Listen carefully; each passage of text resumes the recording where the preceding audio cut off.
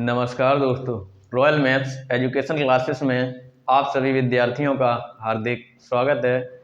मैं राजीव कुमार आपके लिए लेके आया हूँ हिंदी व्याकरण, जिसमें स्वर और व्यंजन दोनों प्रकार के होते हैं। स्वर जो है वह स्वर के बारे में हमने काफ़ी जानकारी दी है आप लोगों को, एक एक पॉइंट पर प्रकाशित किया है, एक एक पॉइंट हमने आपको समझाया है। तो हमें उम्मीद है कि आप लोगों को स्वर के बारे में पूर्ण जानकारी हो गई होगी। आज देखेंगे व्यंजन, तो जुड़े रहें इस चैनल से, लाइक कर दें चैनल को और इस वीडियो को ज़्यादा से ज़्यादा शेयर कर दें ताकि अन्य विद्यार्थियों तक ये वीडियो हमारा पहुंच सके, और सब्सक्राइब भी कर दिया करें। तो चलिए देखते हैं व्यंजन के बारे में। व्यंजन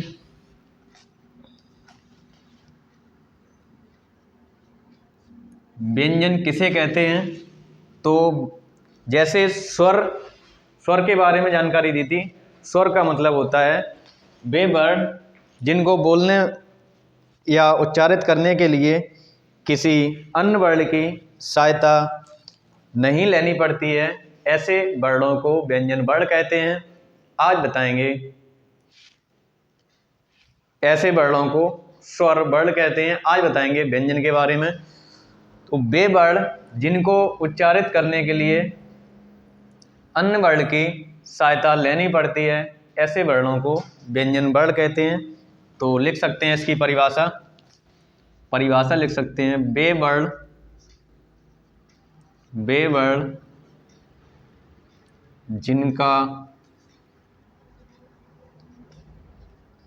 जिनका उच्चारण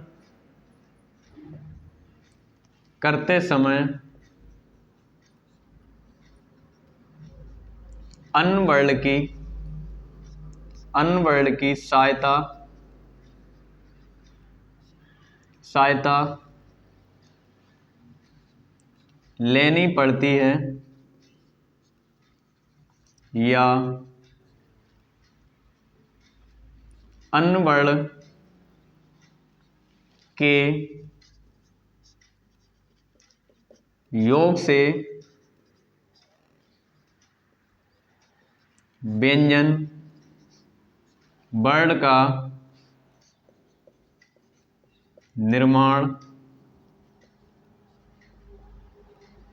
होता है। अतः हम कह सकते हैं वे वर्ण जिनको उच्चारित करने के लिए अन्य वर्ण की, या हम कह सकते हैं स्वर की सहायता लेनी पड़ती है, ऐसे वर्णों को हम व्यंजन वर्ण कहते हैं। अब कैसे व्यंजन वर्ण कहेंगे? जैसे इधर हमने लिख दिया है का से लेकर हा तक, ये व्यंजन वर्ण, ये सभी व्यंजन वर्ण हैं। अब जैसे का लिखा हुआ है, का को बोलेंगे का जो लिखा हुआ है, लेकिन का जब बना है ये वर्ण, ये का जो हलंत लगा हुआ है का प्लस ये स्वर आ के योग से का लिखा हुआ है। खा लिखेंगे, खा जो कि हलंत है, उसमें आ स्वर वर्ण है, इसके योग से खा शब्द बना हुआ है। अगर खा में से आ को अलग कर दिया जाए तो ये खा जो कि हलंत लगा हुआ है, आधा खा लिखा जा सकता है। तो ये जो हलंत लगे हुए हैं शब्दों में, वर्णों में, तो ये आधे वर्ण लिखे हुए हैं, ये पूरे वर्ण नहीं लिखे हुए हैं। ये पूरे वर्ण तभी होते हैं जब इनमें छोटा आ सम्मिलित हो जाता है। तो हम कह सकते हैं वे वर्ण जिनका उच्चारण करते समय अन्य वर्ण की सहायता लेनी पड़ती है, यानी स्वर वर्ण की सहायता लेनी पड़ती है, ऐसे वर्णों को व्यंजन वर्ण कहते हैं। और इनकी संख्या 33 होती है। व्यंजन वर्ण की संख्या 33 होती है। व्यंजन वर्ण की संख्या 33 होती है। अब 33 ये कौन कौन है?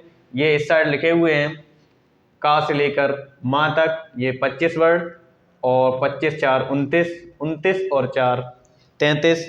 का से लेकर हा तक जो वर्ण लिखे हुए हैं ये व्यंजन वर्ण हैं और इनकी संख्या 33 होती है। इनकी संख्या 33 होती है। अब ये जो वर्ण लिखे हुए हैं का से लेकर मां तक, हम कह सकते हैं कि हिंदी में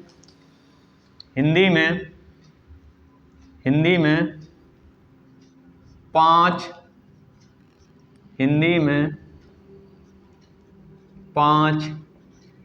वर्ग होते हैं।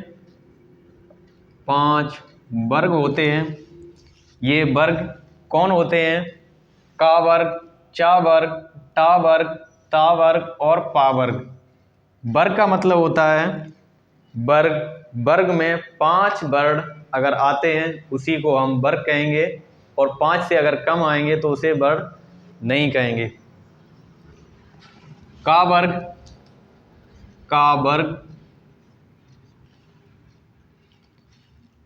चा वर्ग, टा वर्ग, ता वर्ग और पा वर्ग। ये 5 वर्ग हैं। हिंदी में 5 वर्ग होते हैं जो कि आपके सामने लिखे हुए हैं। का वर्ग में भी 5 वर्ण होते हैं जो कि इस साइड लिखे हुए हैं। का, खा, गा, घा, या, चा, छा, जा, झा, या,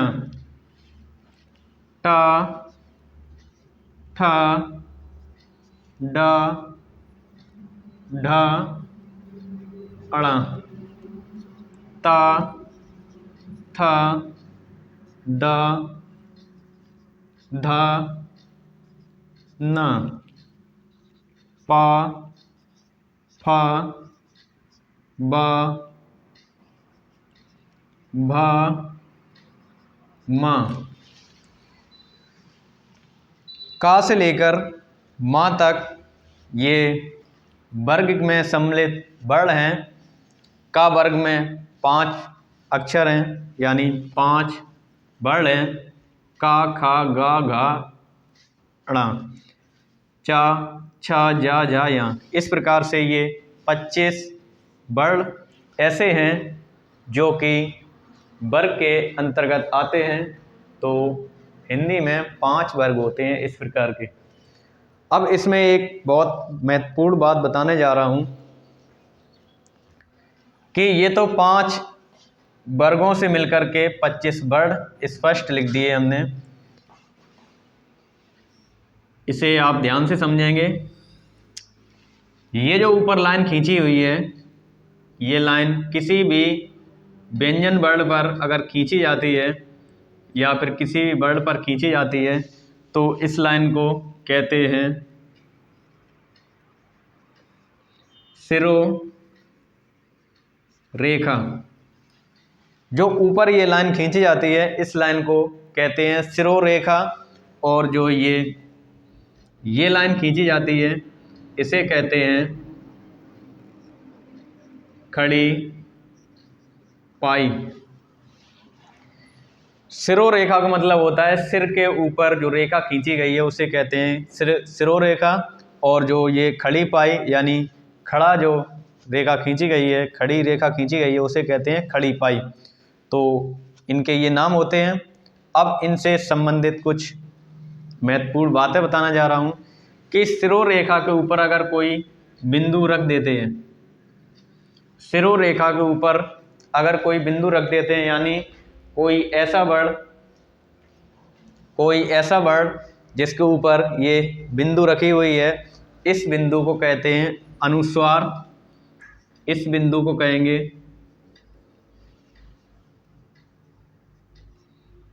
अनुस्वार। खड़ी या शिरोरेखा के ऊपर जो बिंदु लगती है तो उस बिंदु को कहते हैं अनुस्वार। खड़ी पाई खड़ी पाई के बगल में यानी कोई वर्ग है, कोई वर्ण है, अगर इस प्रकार से बिंदु रखी हुई है तो इसे कहते हैं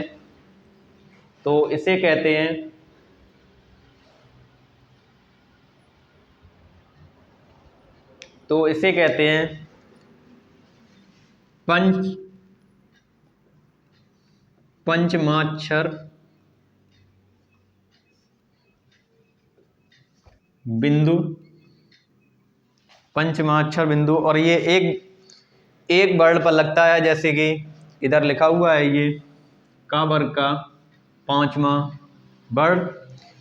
ये जो खड़ी पाई के बगल में बिंदु लगती है ये केवल एक वर्ण पर लगती है, जो कि का वर्ग का पांचवा अक्षर है, इसीलिए इसे कह दिया पंचमाक्षर बिंदु।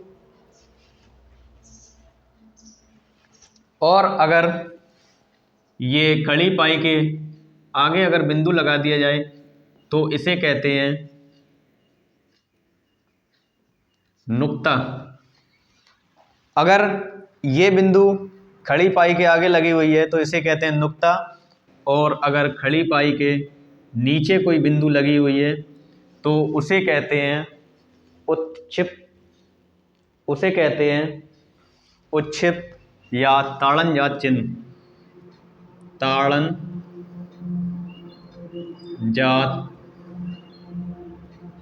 चिन्ह, ताड़नजात चिन्ह या उच्छिप्त चिन्ह। ताड़नजात चिन्ह या उच्छिप्त चिन्ह।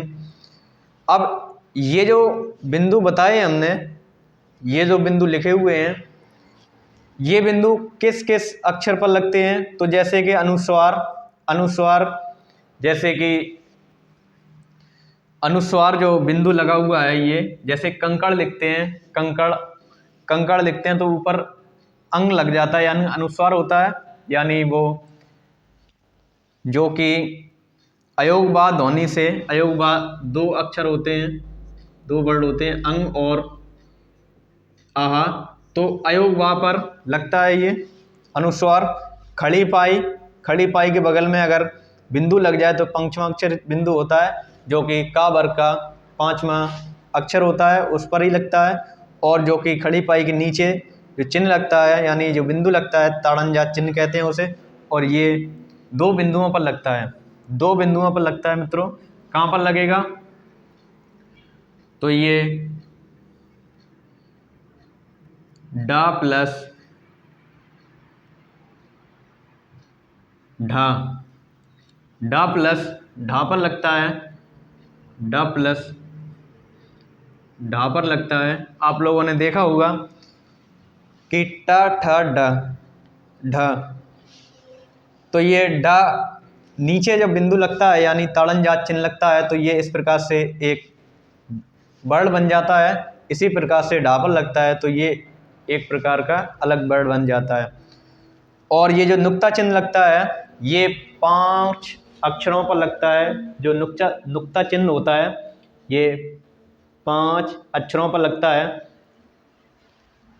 किस किस 5 पर लगता है, का, खा, गा, जा, का, खा, गा, जा और फा पर इन पर लगता है। का के पहले अगर लगा दिया जाए और खा के पहले अगर लगा दिया जाए, गा के पहले लगा दिया जाए, जा के पहले लगा दिया जाए और फा के पहले लगा दिया जाए, तो ये हिंदी के वर्ण ना बन करके ये वर्ण जो हैं अरबी फारसी के वर्ण बन जाते हैं। अरबी फारसी के वर्ण बन जाते हैं। तो ये 5 अक्षरों पर लगते हैं, 5 वर्णों पर लगते हैं, का, खा, गा, जा और फा पर। तो ये महत्वपूर्ण जानकारी थी, आप लोग नोट कर सकते हैं। स्क्रीनशॉट लेना हो तो स्क्रीनशॉट ले लो, स्क्रीनशॉट ले लो।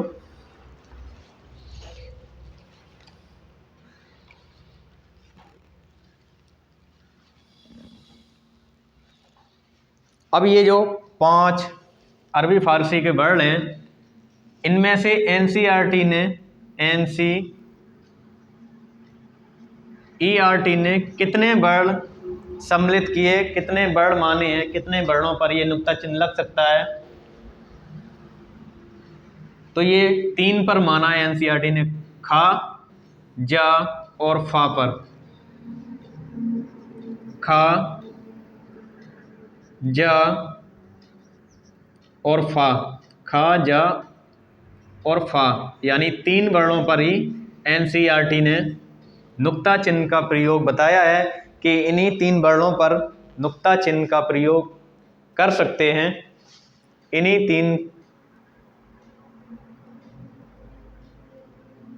तीन वर्णों पर नुक्ता चिन्ह का प्रयोग कर सकते हैं। किस किस पर? खा पर, जा पर और फा पर।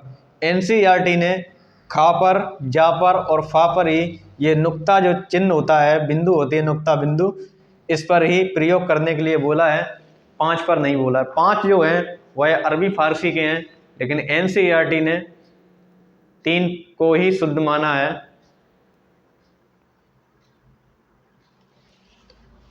अब देखते हैं इसके आगे की बात।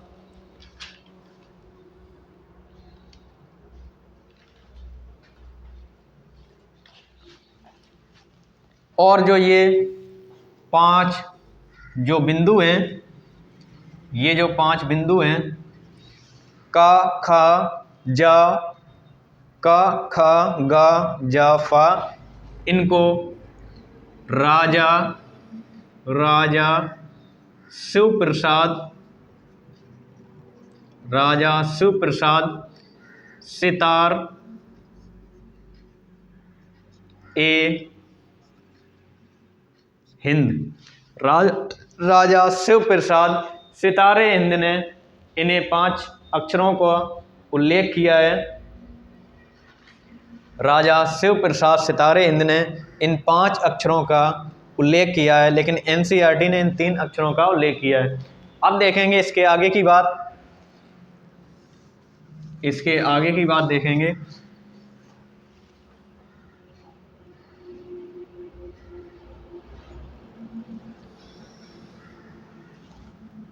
इसके आगे की बात देखेंगे। व्यंजनों का वर्गीकरण।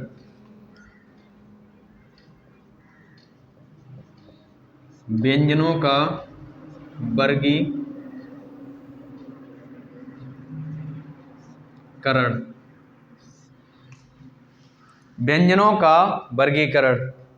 व्यंजनों का वर्गीकरण 3 प्रकार से होता है। पहला, व्यंजनों का वर्गीकरण 3 प्रकार से होता है। नंबर 1, अतः यहाँ लिख दें, ए नंबर पर वर्गीय व्यंजन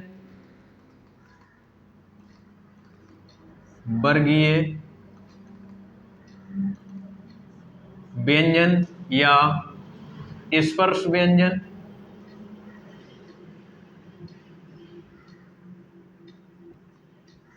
वर्गीय व्यंजन या स्पर्श व्यंजन। और जो दूसरा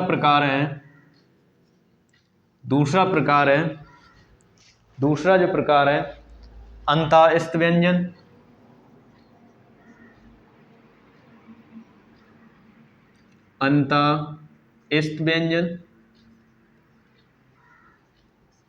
और जो तीसरा प्रकार है ऊष्म व्यंजन।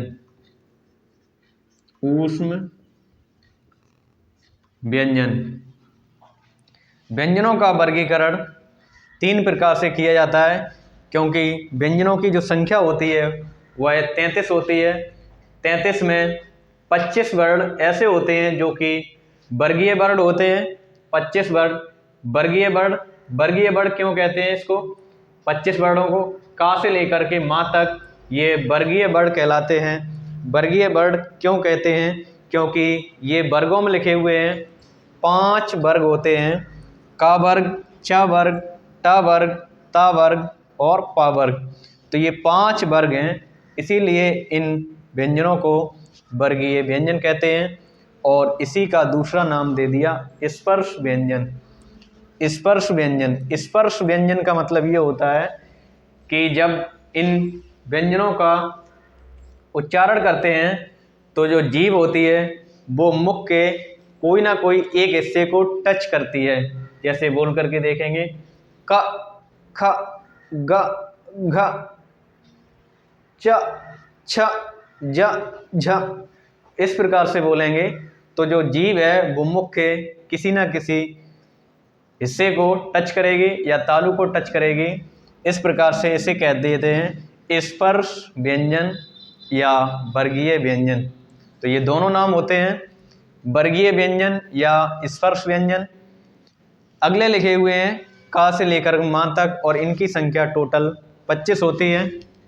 अतः हम लिख सकते हैं जो वर्गीय व्यंजन है इनकी संख्या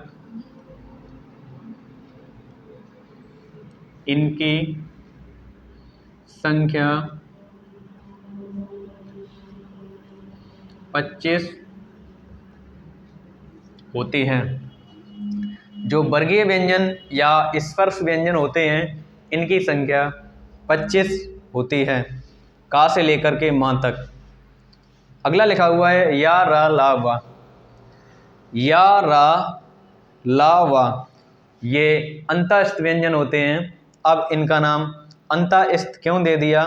क्योंकि जब इन्हें उच्चारण करते हैं, जब इन वर्गों का उच्चारण करते हैं तो अंदर से वायु निकलती है, मुख से वायु निकलती है और इन्हें बोलते समय, इनका उच्चारण करते समय जीभ किसी भी भाग को टच नहीं करती है। जैसे बोल करके देखेंगे या रा ला वा, तो जो जीभ है यानी जिह्वा है वो किसी भी भाग को टच नहीं करती है, यानी मुख के किसी भी हिस्से को टच नहीं करती है।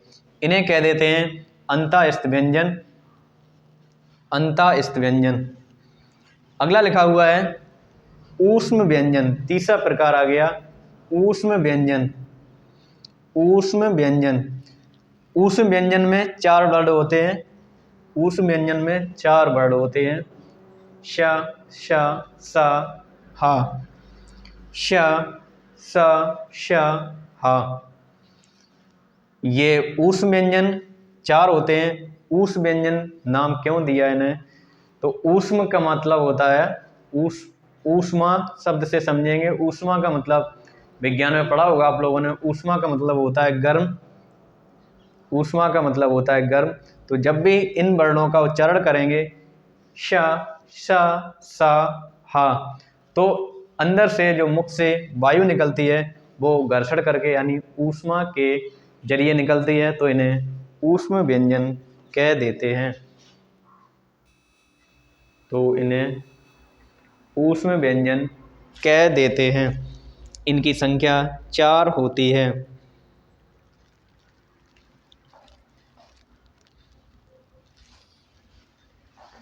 ये तो हो गए वर्गीय व्यंजन या स्पर्श व्यंजन।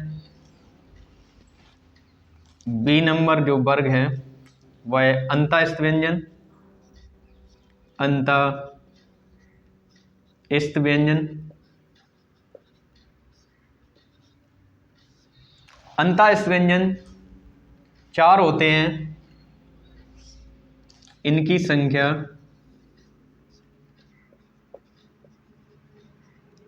संख्या 4 होती है। या, रा, ला, वा। या, रा, ला, वा।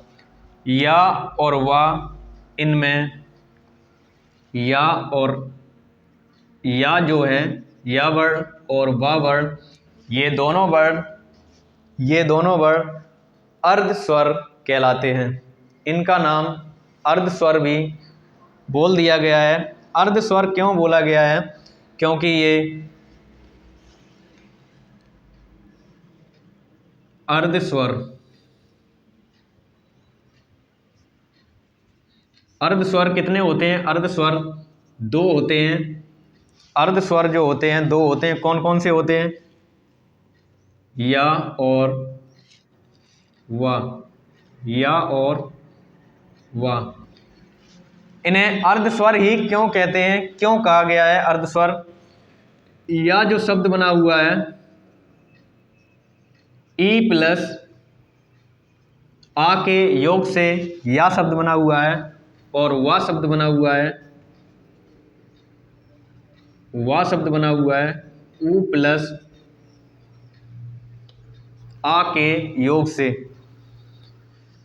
या और वा, या और वा यानी दो अर्ध स्वर होते हैं। इन्हें अर्ध स्वर ही क्यों कहते हैं? क्योंकि ये स्वरों से मिल करके ये दोनों वर्ड बने हुए हैं।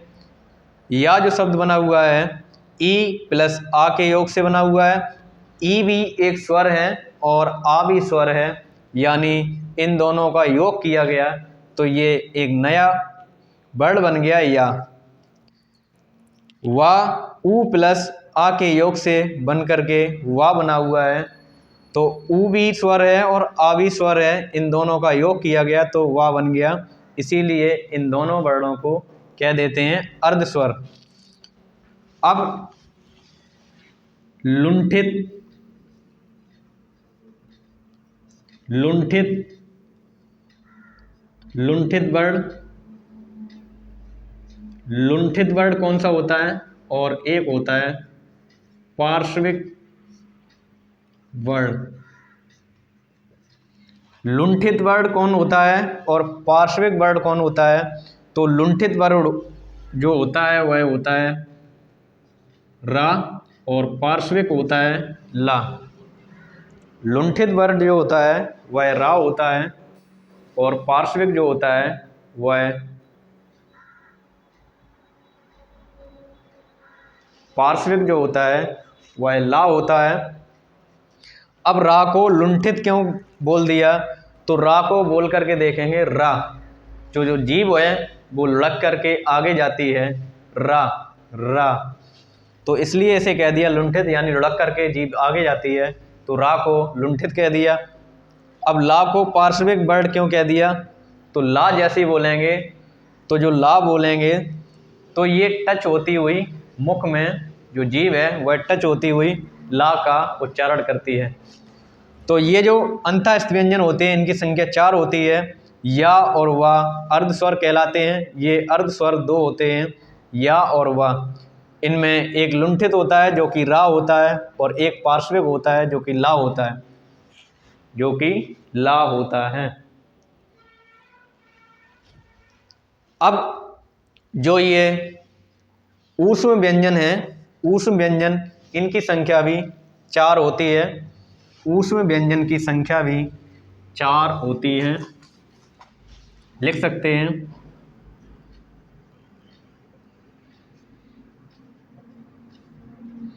ऊष्म व्यंजन इनकी संख्या भी 4 होती है।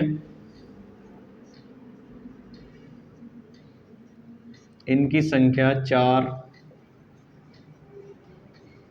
होती है। कौन कौन सी? श, श, स, हा। श, श, स, हा। तो ये भी 4 होते हैं। ऊष्म व्यंजन, ऊष्म व्यंजन का मतलब होता है मुख से निकली हुई गर्म वायु जो वर्ड ये उच्चारण करते हैं, श, स, सा और हा। तो जब इनका उच्चारण करते हैं तो मुख से गर्म वायु निकलती है, इसलिए इनको ऊष्म व्यंजन कह दिया। तो 25 तो ये हो गए का से लेकर के माँ तक, 4 हो गए अंतःस्थ व्यंजन और 4 हो गए ऊष्म व्यंजन। अतः व्यंजनों की कुल संख्या जो होती है वह 33 होती है। व्यंजनों की कुल संख्या जो होती है वह 33 होती है। और हिंदी में 5 वर्ग होते हैं जो कि हमने अभी आपको बताई। 5 वर्ग होते हैं।